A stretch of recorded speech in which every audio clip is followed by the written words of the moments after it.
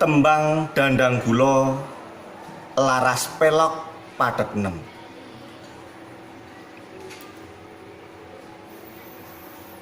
Yogianira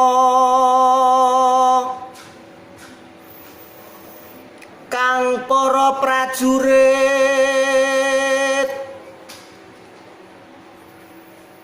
lamun bisa samya anulodo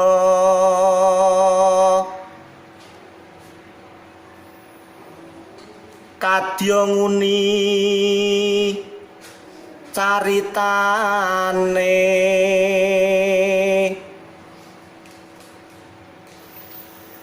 andelira Sang Prabu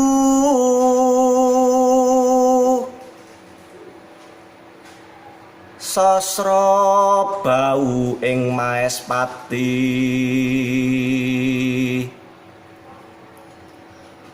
aran Patih Suwanda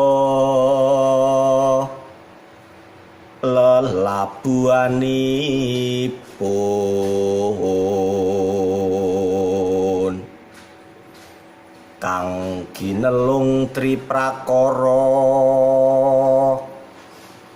guna kaya urune kang den antepi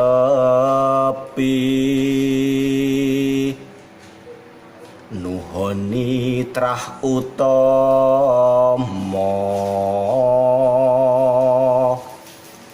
matur nuwun.